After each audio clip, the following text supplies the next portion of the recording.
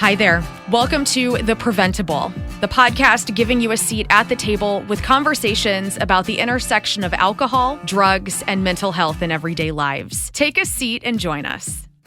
Welcome to The Preventable.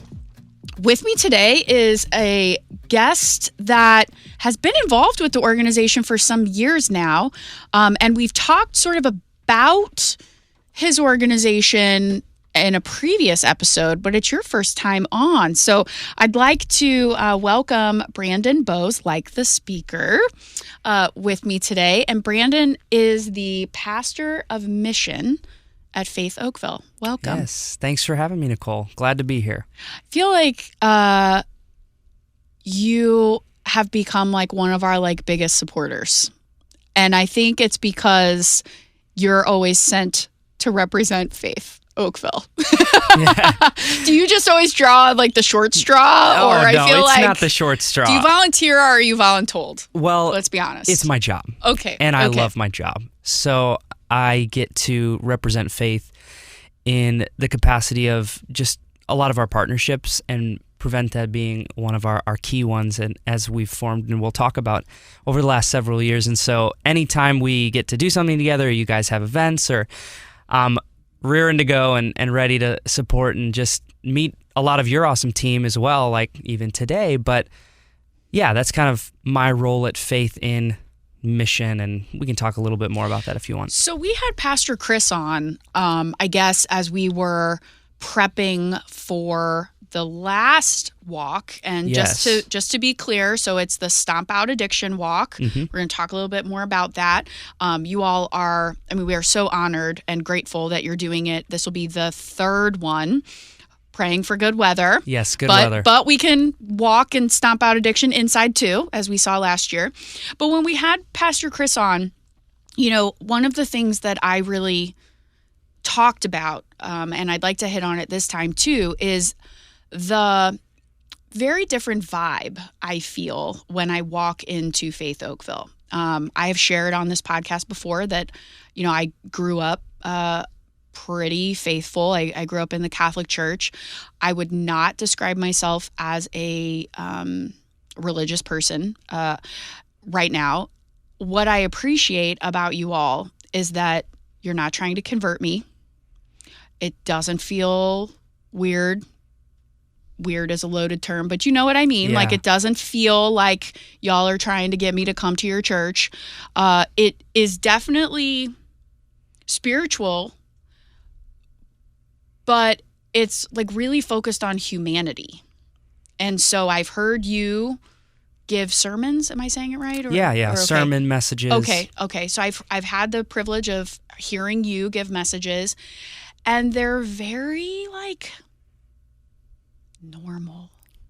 That's a big compliment. I don't know how to say because that. a lot of religious people are weird, right? Well, a lot of people are weird, We're right? all weird in our own way. We are all weird. in our own way. There is no such thing as normal, but for somebody who grew up in a church and now not my favorite place to be, I actually don't mind when I need to come to Faith Oakville. And when I hear you or one of the other pastors giving the message, I'm like, okay, this is applicable to my life. Well, that's a big compliment, and I hear what you're saying. It's not because of me that you feel that. I think our team there is just... Your whole team, we love including you, people. are incredible. You know, that's the mission, is to connect people connecting people. So not just like staff or pastors, but people connecting people to the extraordinary life that we believe is found just in Jesus and those greater hopes. But we just want to extend that love to anyone who walks in. Mm-hmm. And part of that is you love your community, you love the person right in front of you, you really just try to help people where they are. And being at Faith over the last almost 7 years, I've learned so much about what that means and how we can do that as a faith-based, a church nonprofit organization, and partnering with organizations such as yours, just growing and learning how to do that and work locally here in St. Louis, but also globally, has been the greatest joy. Yeah, I mean, you all have a very deep service footprint. Yes. Of course, I'm biased in that, your partnership with Prevent+Ed is just the best. But it is one of a host of other things. I mean, you have life groups that go to South Dakota Native reservations and provide education and building, roads and schools and whatever. You have been a huge supporter of Foster Together, which Laura was on the podcast and we were able to talk about that. You have built, you have life groups that have built playgrounds at early childhood centers. And I mean, so your roots in service are very deep, but also you're you're very under the rug about it too. You're not like, oh, look at us volunteering and giving our time and money. Well, we can't take credit for it because like you said, it's a lot of the people at the church who are going out and doing these things and supporting in their communities wherever they feel called. We say where you live, work, learn, and play. That's go and serve there. And so, yeah, I think the diversity of partnerships that we have is huge. I mean, within local refugee and immigrant, just supporting people on that journey internationally. I just brought a team of 20 young adults back from Mexico in May to build a house for a local family, and that was a blast. I want to do that. Let's go. Not next summer. I think we're going to wait another just because we got to, a lot of this is like, how can we utilize funds in the best way? No, I get it. And so, and you want to make sure you're really investing in the partnerships you have too. So, yeah, it does seem like you all, you have a lot of partnerships and a lot of organizations, but within the diversity of those, you also have a very deep relationship. I'm reminded of one, and I'm going to get the name wrong, but there's a church, I think in the inner city. And Bethlehem. And the pastor had just passed away, maybe. Yes. And I was at one of the services where you were honoring that partnership and his life, and that partnership has lasted for a very long time. 30 years. 30 years. That's it's not a squirrel, let's go on to another one, right? That's a commitment there. Yeah, and the work, we want to empower people to do the work in that community. And I'll just brag on them. They've done urban rehousing development working with government and state grants to redevelop that neighborhood in North St. Louis to the tune of 100 different properties. That's amazing. After school programs all over North City. They've started micro school. The things that they do are just incredible. So sitting down by the river in Oakville where we're at, we're just kind of in the posture of what opportunities are in front of us and how can we just pour into them. And that's kind of how, honestly, the partnership with you guys came about, is when we started thinking about the need for more support for addiction and awareness in our community. Yeah, it really seems like you all embody the idea that church isn't a place.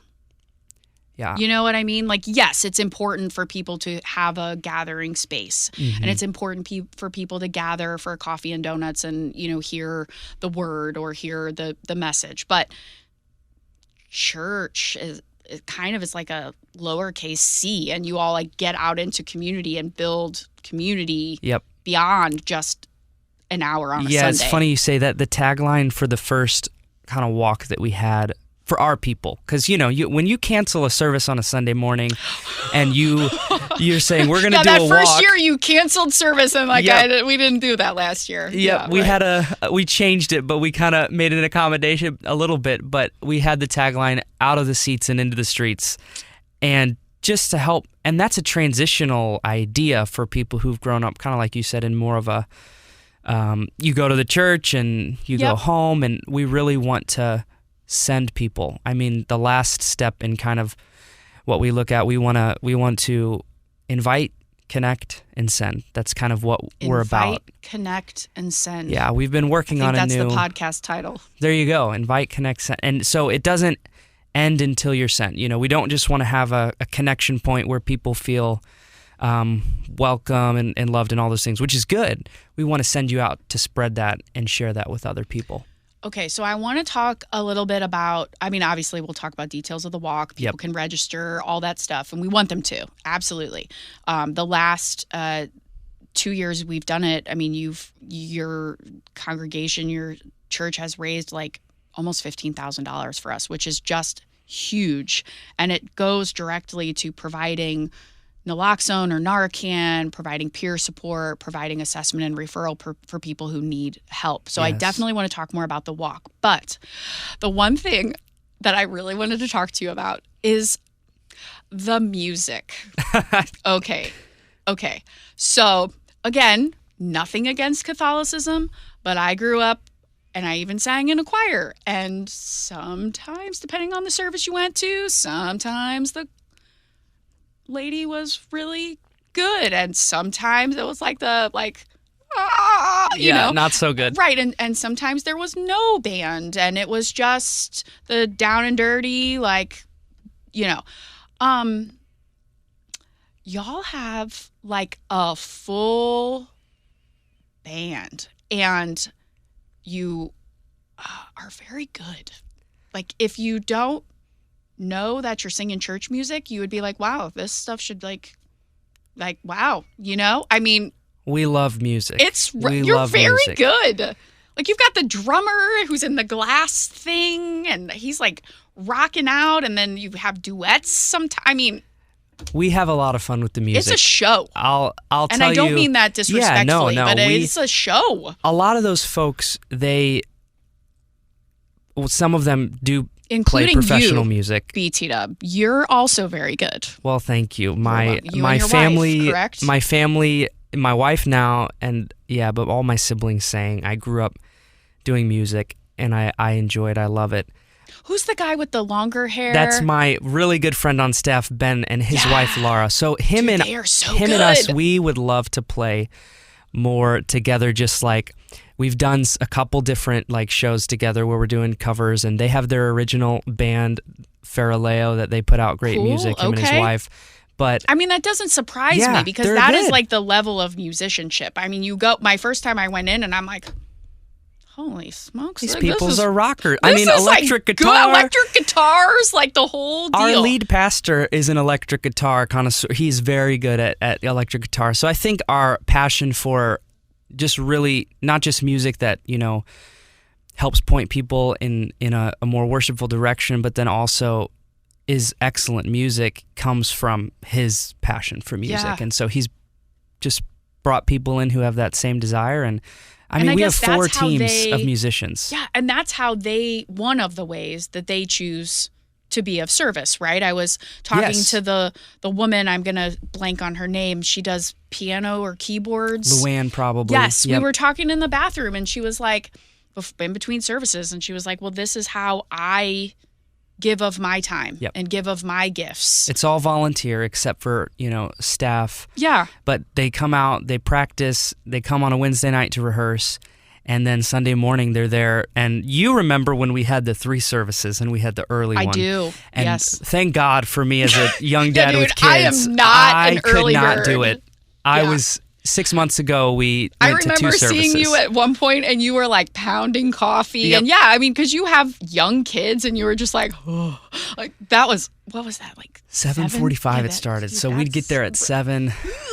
That's really early. But so thankfully, there's the 2 that we start at 9 o'clock, and we can get there a little later. But it's a lot of fun. It's a lot of fun, and the music is something that my wife and I we just get to do and enjoy together, and then bring it into different spaces. So. Yeah, it's very high quality. I mean, I was like, wow, this might have actually helped me stay awake a little bit if we had this. But yeah, because you have the full drums, you've got the electric guitar, you have.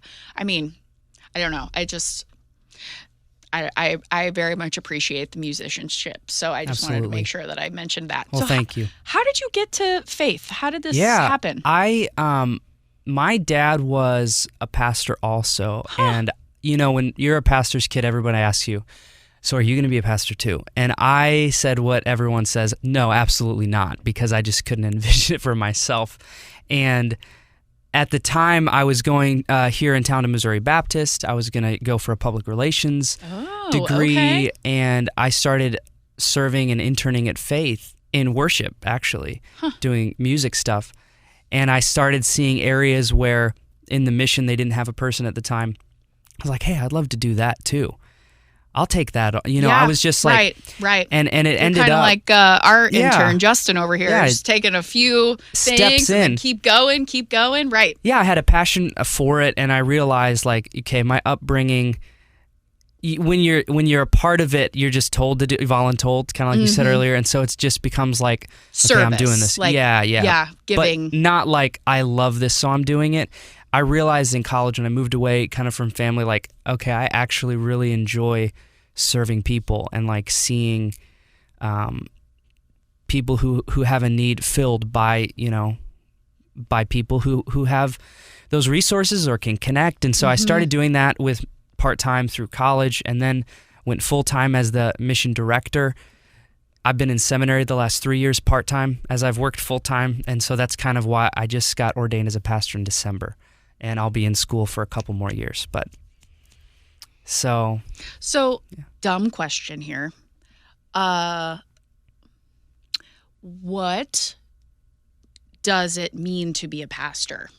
You know what I mean? Like, what do you get a credential? Are you allowed to give out the communion or Lord's Supper or whatever you say? I don't know if that's whatever you say. Do you get a certain certification? Yes. So in the different kind of like flavors, or we call tribes, denominations is the word for I like flavors. Christians. Yeah, flavors. I like using food words for other things. Hey, I get it. In music, I call things tasty a lot. But okay, one of my mentors, she always, when she's, instead of saying like, that's weird, she'll go, that's why Baskin Robbins has 31 flavors. And I'm like, oh, there you go. It's a kind way to say it. There you go. Yeah. Yeah. So in the different denominations, flavors as we call it. I like flavors. You can, there's different routes. Most require like a seminary education, which is just like, you're studying what you're going to be teaching on, which, makes a lot and so and in Concordia ours, is a pretty big seminary here for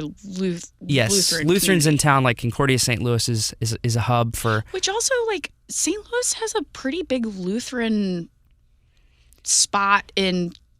Like, St. Louis has a big spot in the Lutheran tradition. Is that correct? Yes, absolutely. And St. people Louis don't really know that. Yeah, because they always think Catholic, but really, like, Lutheran is there's a lot of Catholics, but there's a lot of Lutherans equally. I think part of that's because of the seminary. Part of that is because kind of our founding was in Perry, Missouri, not too far, and so you kind of had that. But yeah, there's a lot of so you get energy there. There is, and you get and there's 2 high schools, and there's all. So you go to seminary, and then you get a degree. You get ordained. Yeah, there's a couple different routes. Yes, so ordained is what a lot of people call it when you become a pastor. That just says you're certified within our denomination. You've got the degree. In my program, I'm a specific ministry pastor. So I didn't go like 4 years residential. I'm doing a 4-year online program that is basically your internship while you get your education. So I go to like week intensives at the seminary on campus, and then I have online school the rest of the year. Which is probably good for the fact that you have a job and kids and I couldn't do it the other way. So it works out really well to have that option.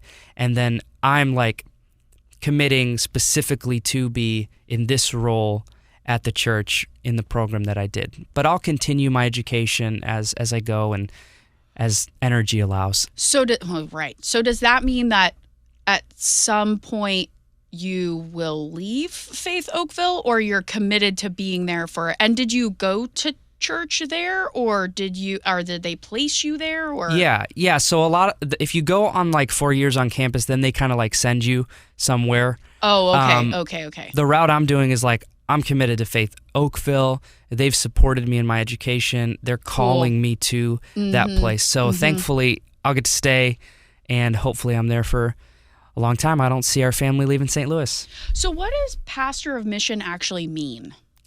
It means that I get to have all the fun. That's right. I mean, it seems like it. It seems like you're having a heck of a lot of fun. Yeah, I keep trying not to curse, by the way. No, that's like really trying.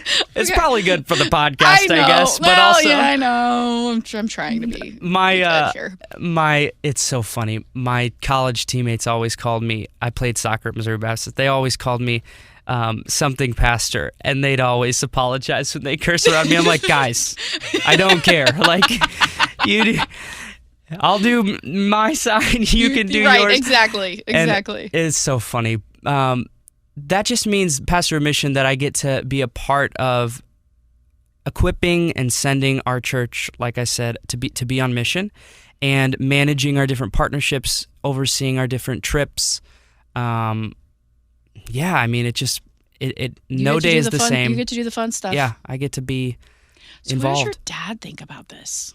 My dad loves it. This is what he does. I know. Was he like, I knew Brandon was going to do this? No, they never expected me to. I was okay, how's he going to turn out kid of my 6 siblings? But are you the only one of your 6 siblings who have gone into this line of work? Who's in ministry? Yeah, I'm the oldest boy, so like we'll see what happens with the rest of my siblings. But my brother, sister, they're all doing. My younger sister, if you think that I'm okay at music, my sister is phenomenal. Really? So hopefully sometime when she's in town singing, you can hear her. But she leads worship. That's what she does right now. Okay. So yeah, your dad's probably like, yes. He's happy. Yep. Is he local or does he? Detroit, Michigan. Detroit. So is that where you're from originally? I was born here, moved to Detroit in 2006, and lived there until 2017. So I was raised in Detroit. Yeah. And so you came from a pretty decent-sized family? 8 of us, yep. And so your family has grown pretty exponentially the last couple of years, right? Yeah. I was just talking outside. That's why you look so tired that morning exactly. I saw you. I'm drinking coffee still, but I've been on a drip for the last couple of years. We had our first baby in October of 2020, and then adopted us 2 brothers in December of 2020. Had our 4th boy in 4. If you're on the video, I have my fingers out now. It's okay, 4, right? And in December of 2021, and then we're expecting our 5th in September of this year in a couple months, and we're waiting to find out because if I'd have 5 boys, I'd be like, oh no, and if I had a girl, I'd be like, oh no. Oh, no. So right. we're just gonna wait. You're kind of screwed either way. Yeah, right? I'm screwed and in for it, but all at the same time, like super excited. So that is amazing. I mean, I think we at this point absolutely have to talk about your better half. Yes, right.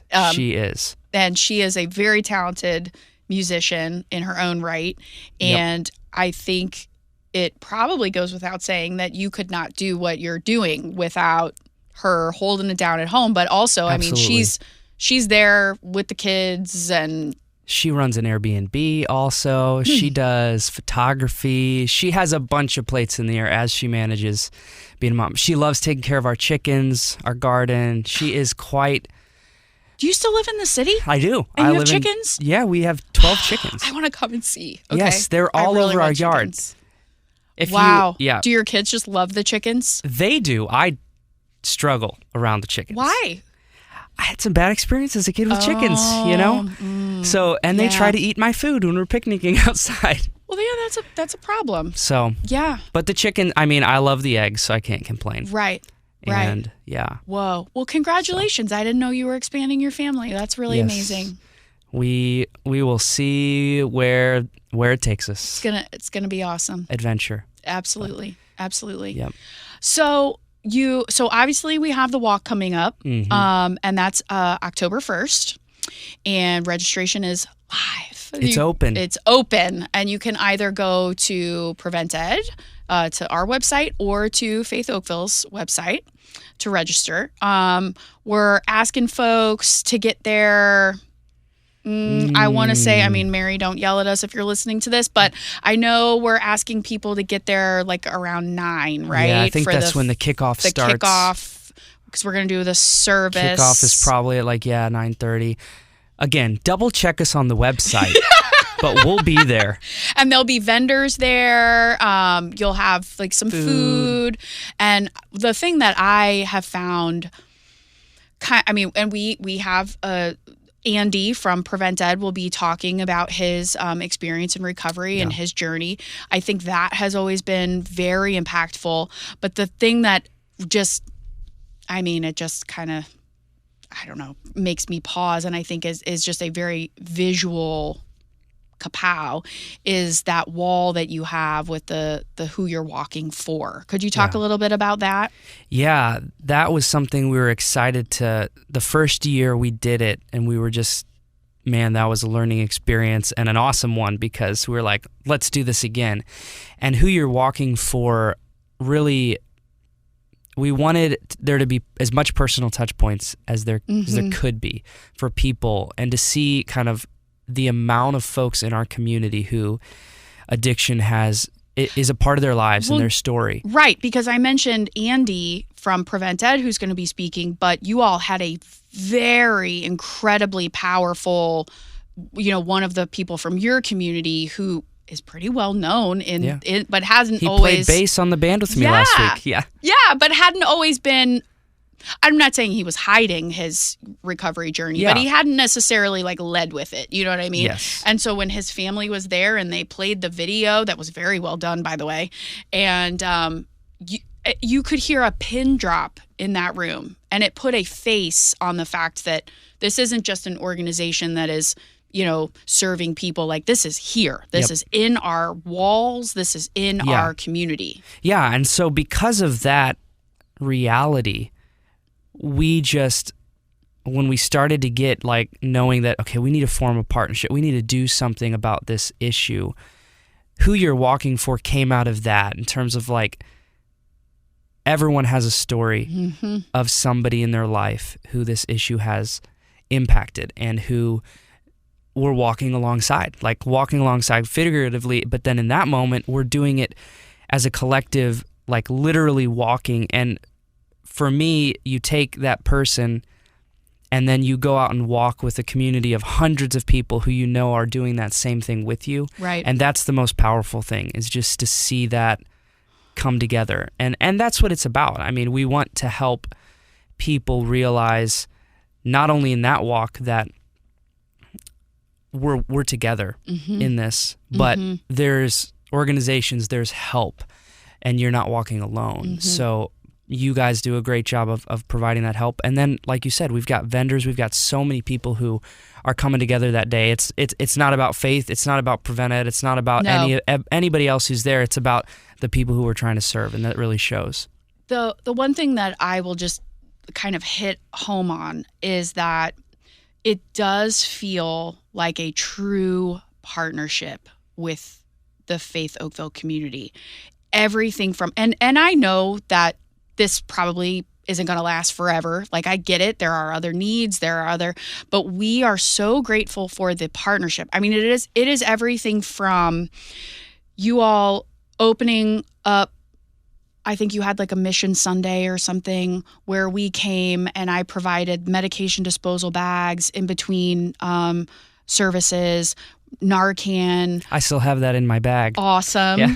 I mean, just having that opportunity. Or you had some middle school students who needed to do a service project, and they came painted a mural on our wall. I didn't even know about that till after. So I'm not doing all of it. And I know, and that's why it just feels like a partnership, Wayne and his wife, Donna. Yes, they are middle school parents, and they deserve medals. Anybody who's raising a middle schooler, they deserve a medal, right? And they held on a Sunday night, they invited me to come and do a talk about it party where we sat in the kind of your cafeteria area and we talked about what it's like to raise middle school kids in this day and age, and what are things that they should be concerned about, and how do you talk to your kids about weed when weed is now legal? And, it's just, there's so many layers to the partnership. And I know Laura at Foster Together feels the same way.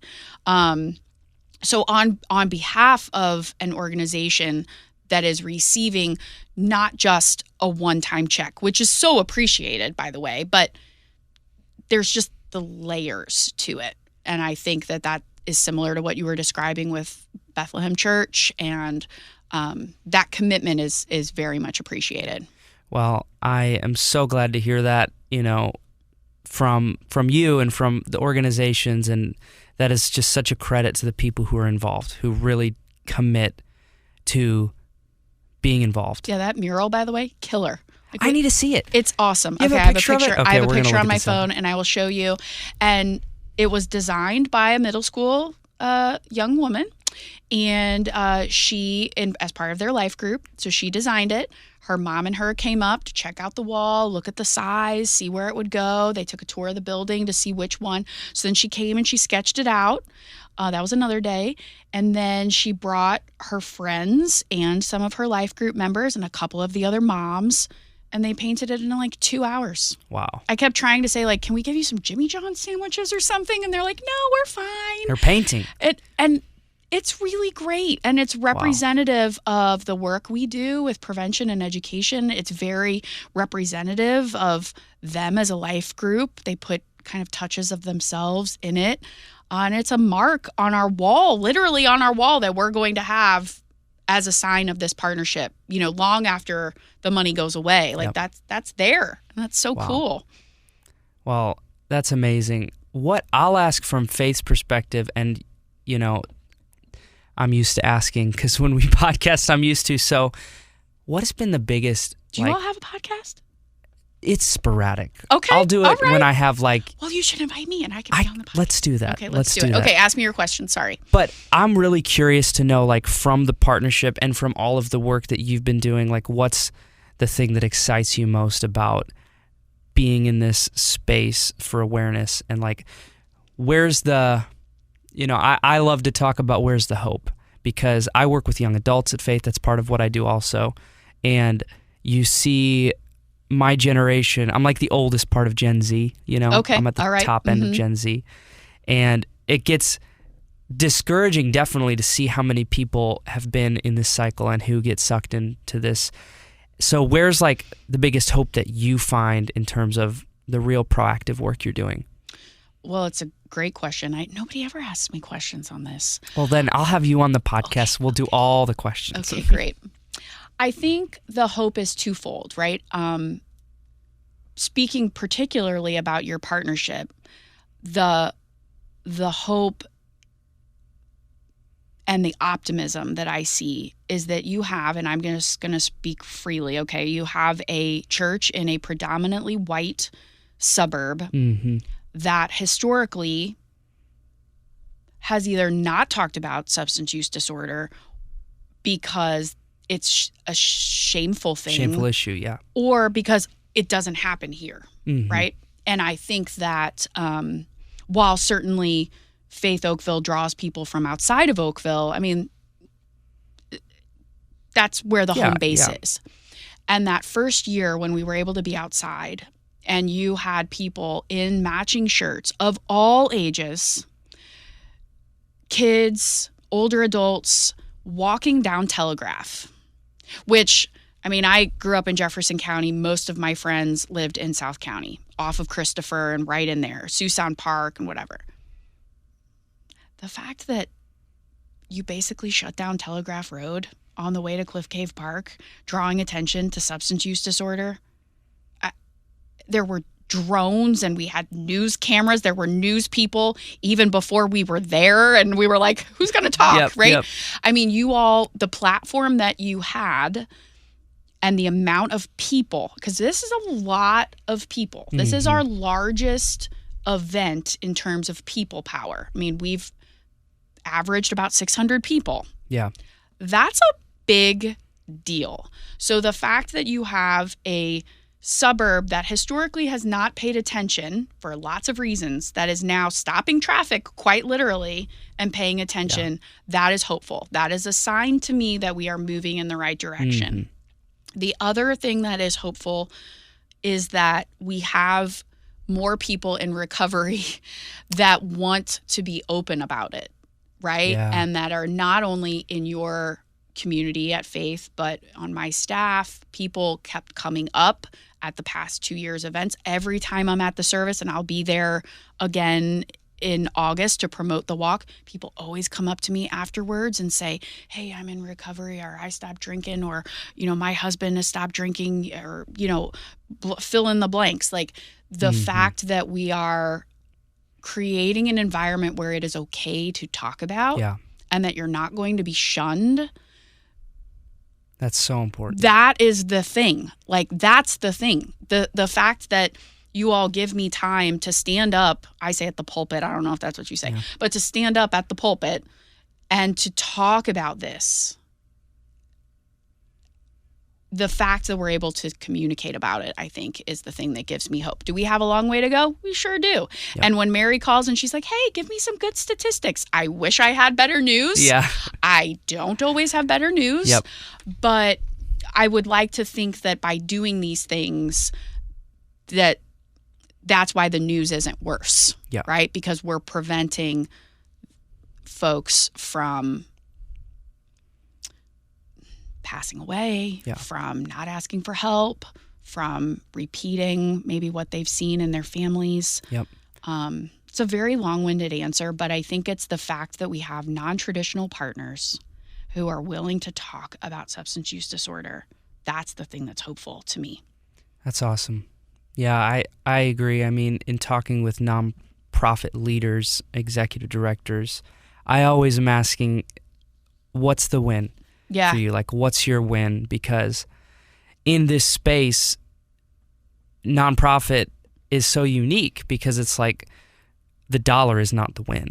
No. The person is the win. Right. And sometimes you can't quantify things the same way that, you know, you do in business or other areas. And so it's those stories, like you said, of people coming up, transformation. I mean, our vision at Faith is transformation, you know, people's lives being transformed by the gospel. And that happens in so many different ways as they're walked alongside with people who are there to support and love them.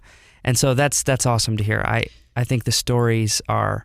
So I obviously will protect this person's anonymity, but the last time I was there, when we were announcing that we were going to do another walk, and we had everybody hold the date on their calendars, right? Afterwards, I went out, and I was actually on my way out, and a man who looked very familiar stopped me in the, I'll say vestibule. This is my Catholicism lobby. Coming out. That's the okay. Lobby. Okay, that sounds so much more, so much Chill. less formal. Right. In the lobby. Yep. So I'm on my way out, and he approaches me, and he looks familiar, and I can't exactly place it. Mm-hmm. And he said, do you go here? I said, no, I'm just visiting. And he goes, I'm a visitor too. And I said, well, I'm glad you came today. And he said, yeah, he's like, you might remember me. I'm such and such. And I used to run a recovery group at my church. And I said, a different church. Mm-hmm. And I said, well, actually, I do remember you. And he said, yeah. He said, you haven't heard from me for a while. He said, his words, not mine. He's like, I relapsed. And I said, I had heard that, but I'm really glad you're here today. And he said, well, I am glad because I think he was like 5 days sober. And he said, I'm newly sober. He's like, and a friend of mine who goes here said, you need to come with me today. And he goes, and I hate church. He's like, but what else was I doing? He said, so I came, and I'm here reluctantly. And then I saw you. And he's like, and you guys had a different name, right? And I was like, yeah, we changed our name, but yeah, we're the same. And he's like, so I think this is a sign I need to get into like a recovery house. Wow. And so I was able to call Jordan Hampton, who's one of our friends, and he runs recovery houses, like 12 recovery houses for men here. And I was able to get him hooked up, and he's doing really well. Wow. And that was so, you could call it a coincidence, you could call it divine intervention, that he was there, that I was there, that you all had made the space for me to be there. And for him to have the, guts. Gumption. Thank you. Thank you. For him to have the guts to follow me out. Yeah. And then to actually follow through and make the phone call. Wow. That's the hope. Yep. Right? Exactly. And that's why it's so impactful that you all give of your time and talent and treasure to be able to do this for us. So. Wow. Yeah. It's a cool story. That's a cool story. I told Mary and she was like, well, when we hear the story, it just encourages us to continue in the partnership. And I'm so thankful that we get to do this. And I don't see it stopping anytime soon. So amazing. We'll see what God does with it. So October 1st, let's October get 1st. out of the seats and into the streets. streets. Yes. Brandon, thank you so much for being on the podcast today, for sharing your story, and for sharing sort of the why about why Faith Oakville does this for us. So thank you very much. And if you liked what you heard, please consider rating, reviewing, or subscribing so that podcast comes to you whenever we have a new episode. Thank you again, Brandon. Thanks. Thanks for joining us at The Preventable, brought to you ad-free by Prevent+Ed. Prevent+Ed works to reduce or prevent the harms of alcohol and other drug use through education, intervention, and advocacy. Please visit their website at prevented.org. Like what you heard? Rate, review, and subscribe to stay up to date with what we are serving on The Preventable.